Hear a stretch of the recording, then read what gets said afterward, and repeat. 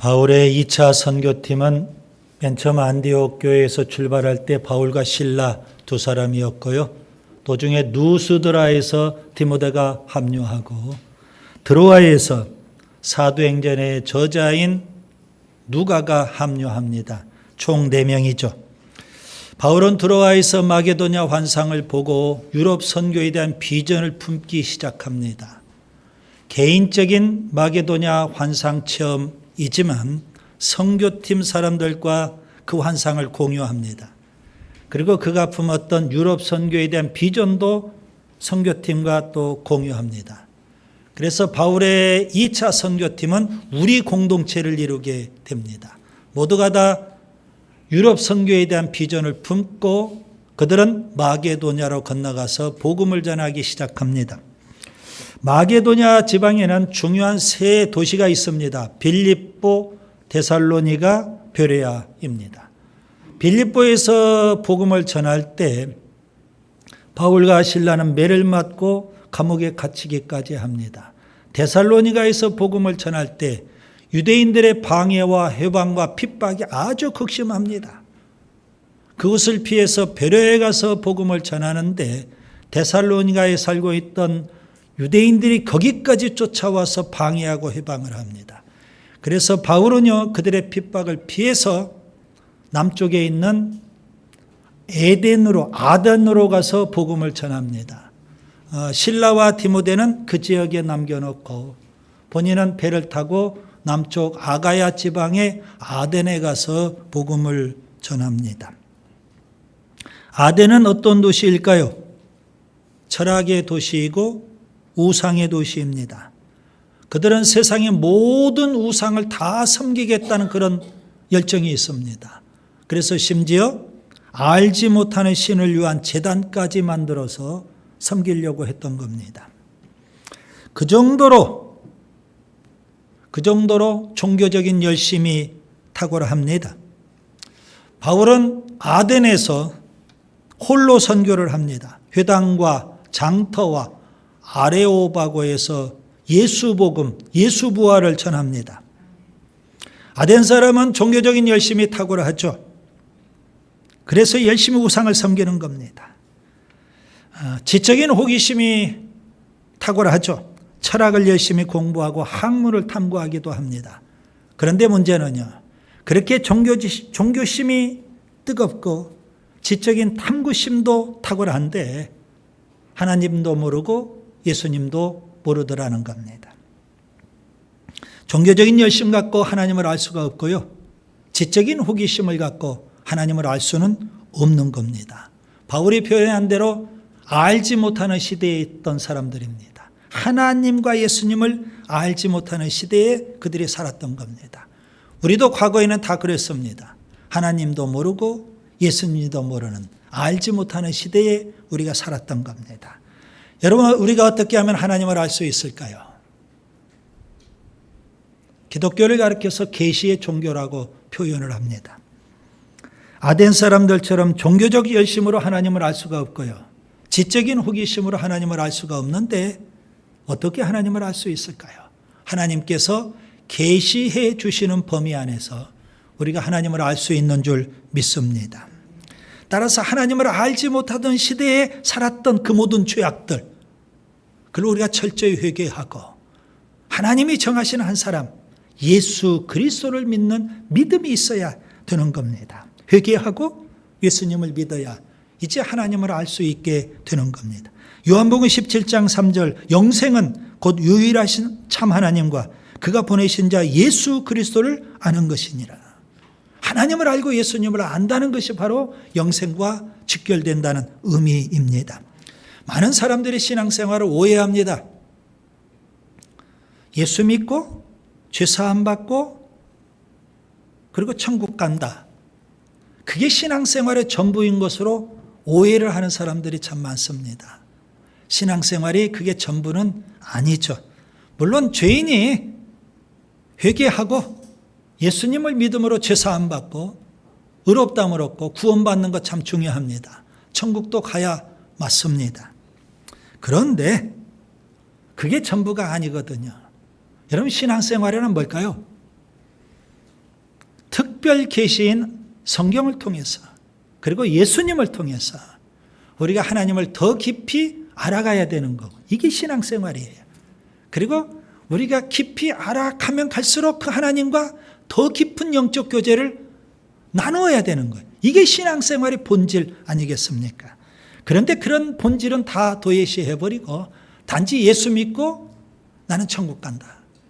이거 신앙생활 전부로 착각하고 있는 사람이 예배당 안에 너무 많거든요.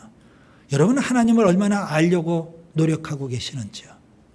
그리고 그 하나님과 얼마나 깊은 영적 교제를 나누고 계시는지요. 그게 없다면 신앙생활 잘못하고 있는 겁니다. 바울은 아덴 선교에서 안타깝게도 실패하고 말았습니다. 열매가 거의 없어요. 아레오파고에서 그는 힘을 다해 예수 복음, 예수 부활을 전했는데 사람들이 다 조롱해 버립니다. 일부 사람들은 결단을 또 미룹니다. 그리고 아주 극소수 몇몇 사람만 예수님을 믿게 되었습니다. 아주 초라한 결과를 얻게 됐죠. 결국 바울은요 결단하죠. 아덴이라는 대도시에서는 그가 교회를 더 이상 세우지를 못하고요. 과감하게 아덴 선교를 철수해 버립니다. 그리고 나서 그가 고린도로 향하는 겁니다. 오늘 본문이죠. 아덴에서 고린도까지는 80km입니다.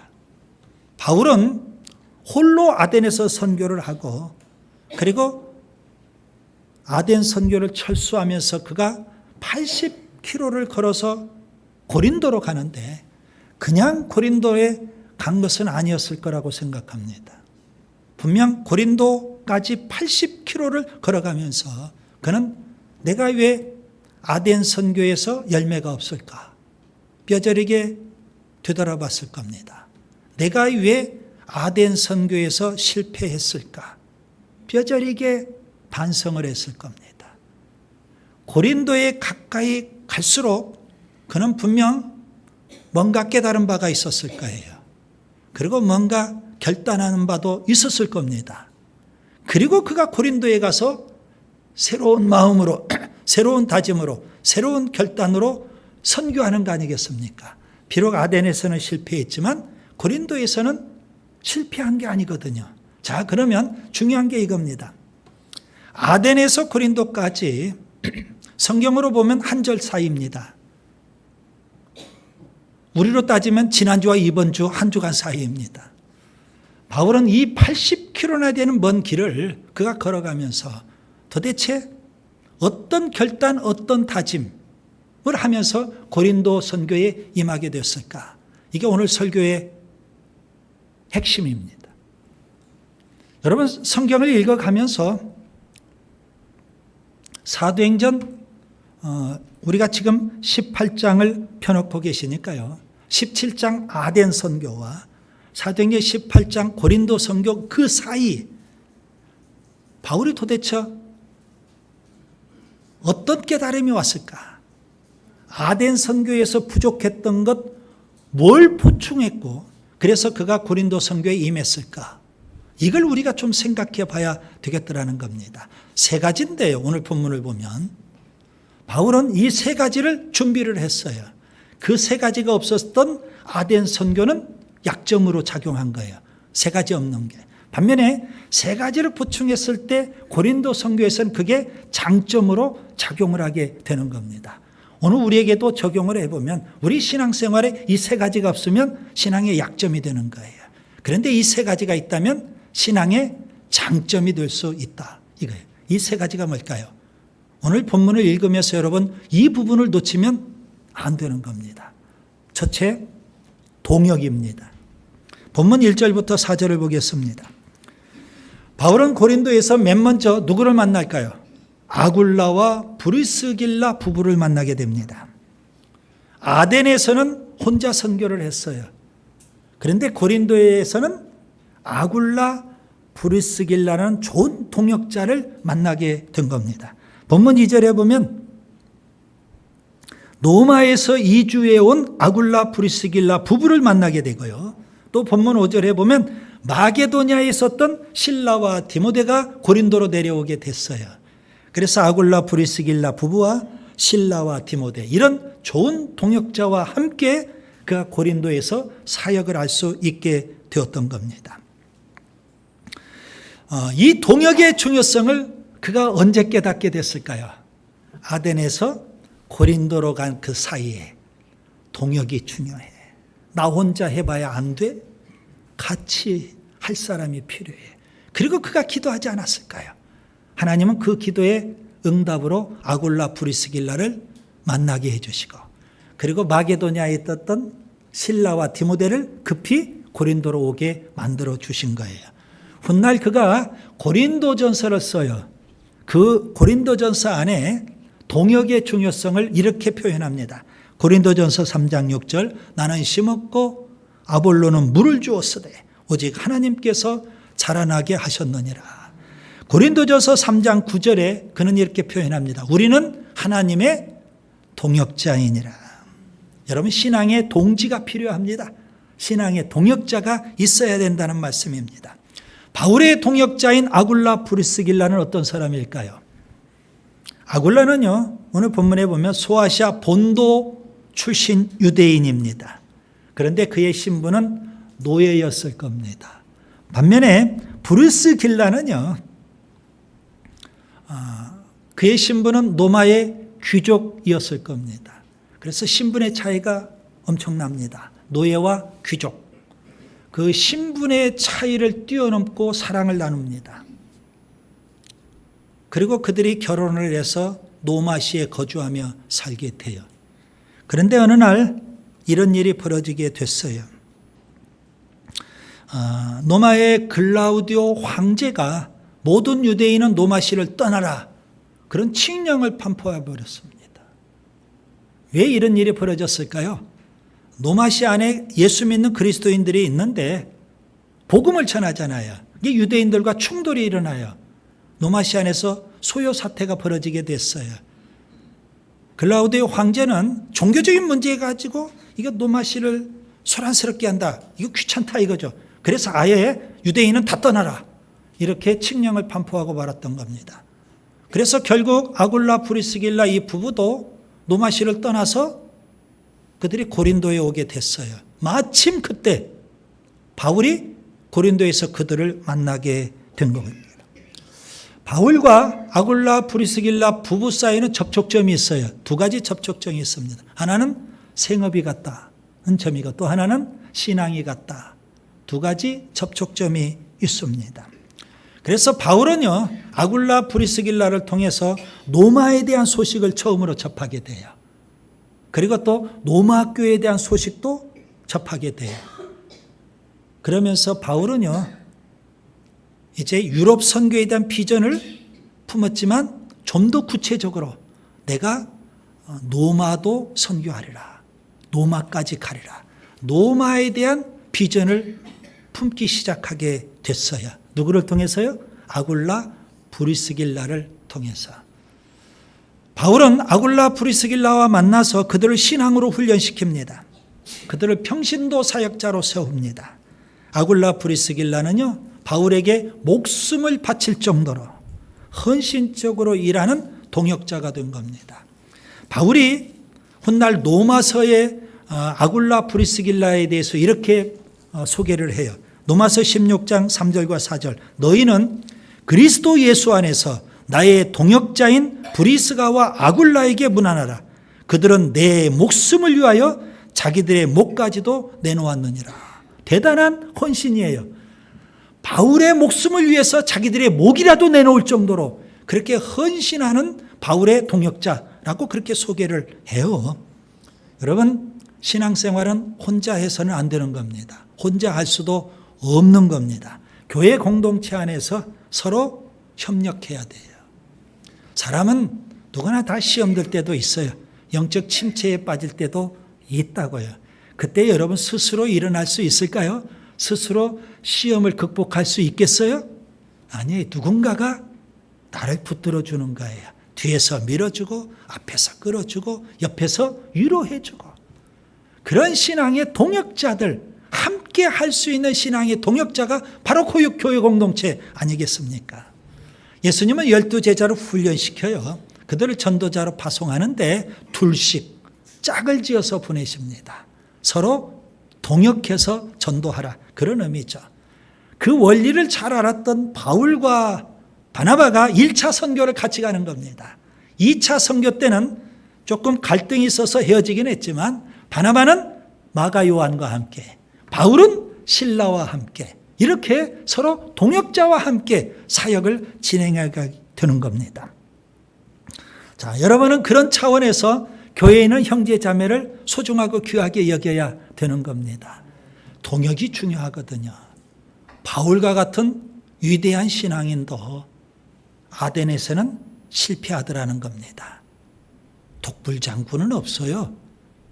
여러분, 같이 더불어서 신앙생활을 해가야 되는 거예요. 그 다음에 두 번째, 바울은 동역의 소중함뿐만 아니라 또 뭐의 소중함을 깨달았을까요? 아덴에서 고린도 가는 그 사이에. 둘째, 복음입니다. 본문 5절부터 8절을 보겠습니다. 바울은 실라와 디모데가 마게도냐에서 내려온 이후 그가 어떻게 됐을까요? 하나님 말씀에 붙잡혔더라. 성경은 그렇게 표현해 줍니다. 여기 붙잡혔다, 이 표현은 무슨 의미일까요? 전념한다, 그런 의미예요. 혹은 사로잡혔다, 그런 의미가 되는 겁니다.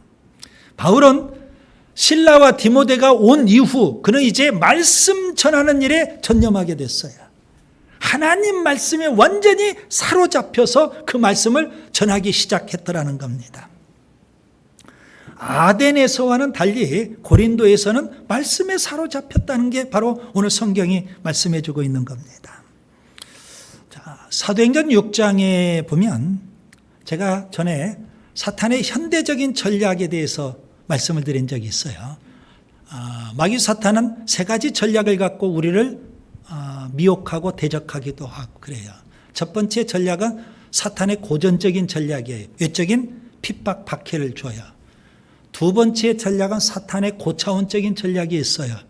내적인 유혹, 미혹을 해요. 그래서 교회가 스스로 뭐하도록? 와해가 되도록. 그 다음에 세 번째 전략은 교회의 지도자들 본질을 놓치고 다른 일에 분주하고 바쁘게 만들어요. 이게 사탄의 현대적인 전략이거든요.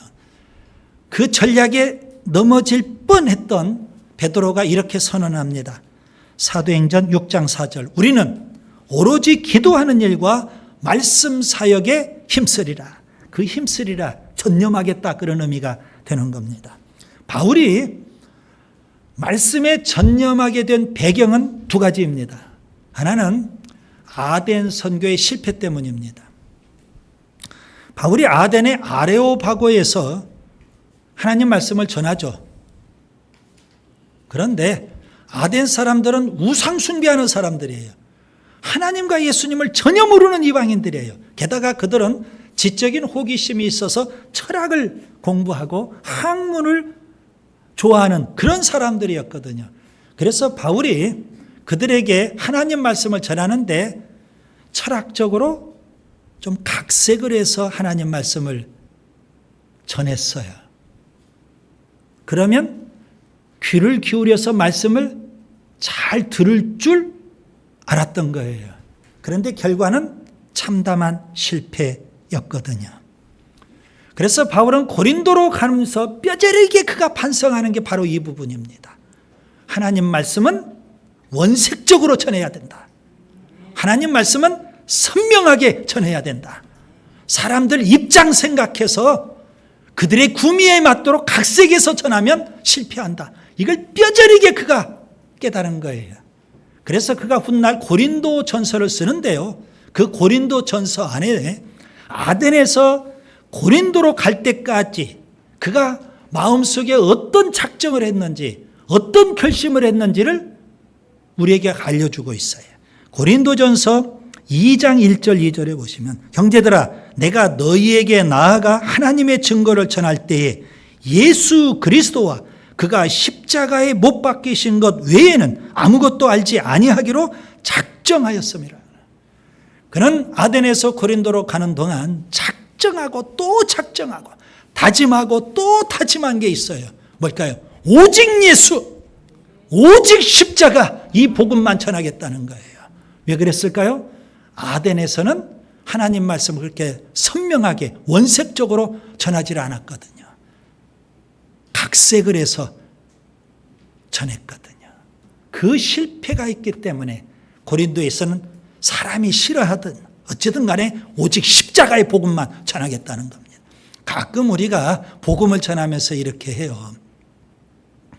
주일도 성수하고 물질도 헌신하고 뭐 교회 생활도 열심히 하고 그래야 되지 않겠습니까? 그냥 예수만 믿으면 돼. 차차 은혜 받고 교회 와서 헌신도 하고 봉사도 하면 돼. 주일 성수 못해도 괜찮아. 11조 안 해도 괜찮아.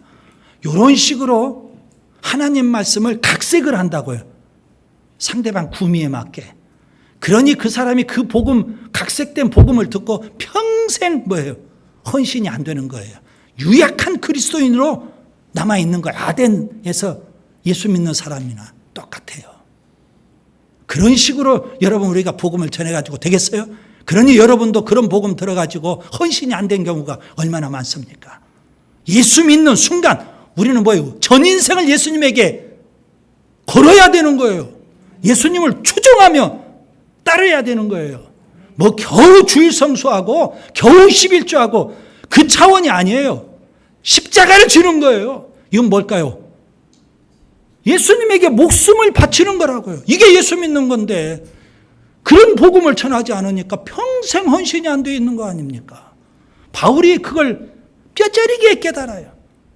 뼈저리게 느꼈어요. 그래서 내가 오직 예수, 오직 십자가 복음만 전하겠다. 작정을 하고 그가 고린도에 가서 복음을 전하는 거 아니겠습니까? 또 하나 있습니다. 데살로니가 교회에 기쁜 소식을 들었기 때문에 그가 복음으로 무장할 수 있게 됐어요. 바울이 데살로니가에서 복음을 전하고 베레아에서 복음을 전하는데 유대인들의 박해가 너무 심했어요. 그래서 그것을 피해서 아덴에 왔거든요. 아덴에 와서 그가 회당에서도 장터에서도 아레오바고에서도 복음을 전하지만 마음은 늘 어디에 있어요? 데살로니가 베레아에 있는 거예요. 유대인들의 박해가 심한데 그곳에 있는 성도들은 지금 어떻게 됐을까? 늘 마음이 거기에 가 있어요. 그런데 디모데와 실라가 마게도냐에서 고린도로 와가지고 바울에게 데살로니가 교회에 기쁜 소식을 전해줘요.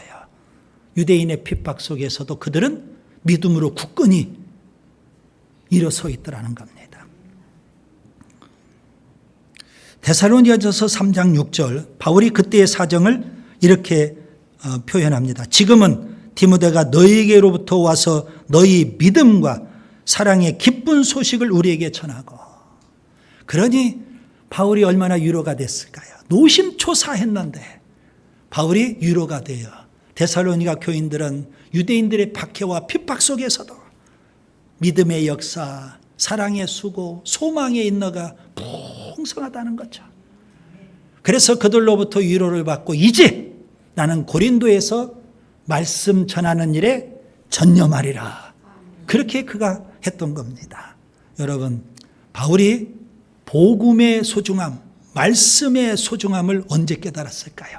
물론 처음부터 깨달았겠지만 아덴에서 실패하고 나서 나는 이제 원색적 복음으로 무장하고 고린도에 가서 복음을 전하리라. 여러분, 이게 중요해요. 여러분도 십자가의 복음으로 재무장할 수 있기를 바랍니다.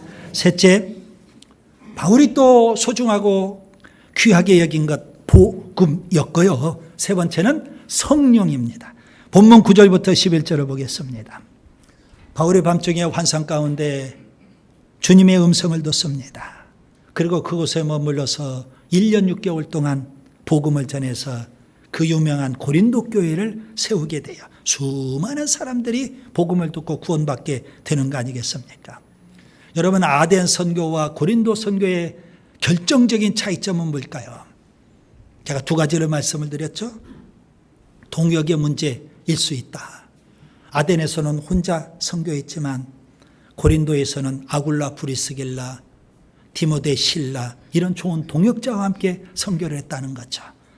또 복음의 문제일 수도 있습니다. 아덴에서는 철학의 도시고 우상의 도시니까 하나님 말씀 복음을 각색을 해서 전하다가 실패했는데 고린도에서는 오직 예수 십자가의 복음을 전한 거 아니겠습니까? 결정적인 차이는 뭘까요?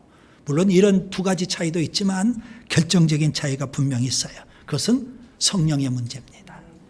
아덴에서는요, 인간적인 말과 세상적인 지혜로 복음을 전했다고 바울이 말해요.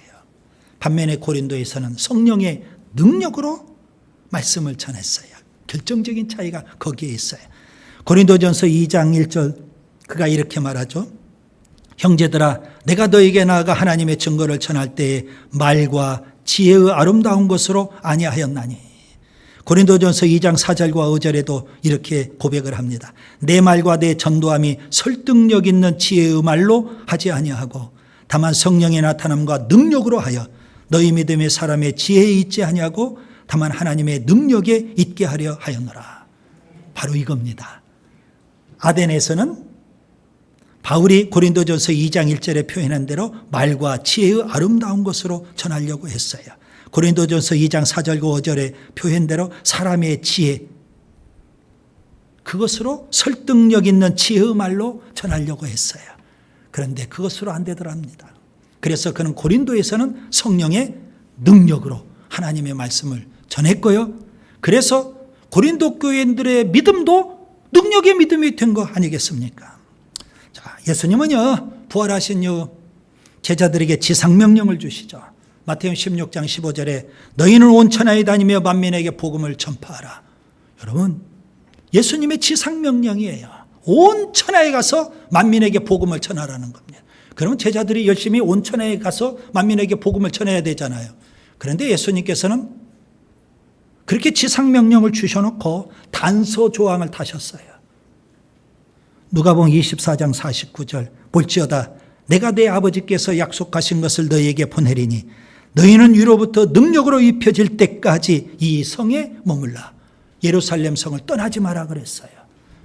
그러면 그들이 언제 온 천하 만민에게 가서 복음을 전할 수 있을까요?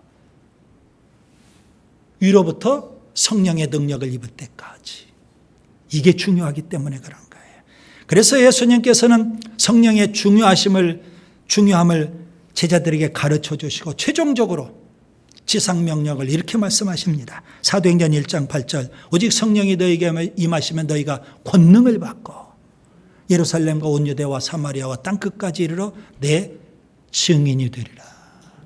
성령으로 무장해야 되는 줄 믿습니다. 여러분, 성령은 전도의 영이시고 능력의 영이십니다. 여러분, 성령을 사모하시기를 바랍니다. 성령으로 충만할 수 있기를 바랍니다. 성령의 능력을 힘입을 수 있기를 바랍니다. 바울이 말씀에 사로잡힌 사람이 되었던 것은 달리 표현하면 성령의 능력으로 말씀을 전한다. 그런 의미가 그 안에 담겨 있는 겁니다. 성령의 중요함을 그가 아덴에서 고린도 간 사이에 깨닫고요. 그래서 그는 성령으로 재무장을 하고 고린도에 가서 성령의 능력으로 하나님 말씀을 원색적으로 전하게 됐던 겁니다. 이제 말씀을 정리합니다. 바울의 2차 선교의 중심지는 고린도입니다. 아덴에서의 선교 실패를 극복하고 고린도에서 큰 성과를 거두게 되어 고린도 교회를 세우게 된 겁니다. 아덴에서 고린도로 가는 그 사이 바울은 뭘 깨달았을까요? 세 가지 아주 귀한 것들을 깨닫게 돼요. 이게 있으면 장점인데 이게 없으면 약점으로 작용을 해요. 이게 없으면 여전히 아덴이에요. 이게 있어야만 고린도로 가는 거예요. 첫째, 동역입니다. 여러분, 오늘 순모임을 할 때 다 신앙의 동지다. 뜨거운 교제를 나눌 수 있기를 바랍니다. 둘째, 복음입니다. 오직 예수 꽉 붙잡으세요. 십자가의 복음 꽉 붙잡으시라고요. 셋째, 성령입니다. 성령을 사모하세요. 성령 충만해야 됩니다. 성령의 능력을 힘입고 여러분 세상에 나아가서 승리하며 살 수 있기를 바랍니다.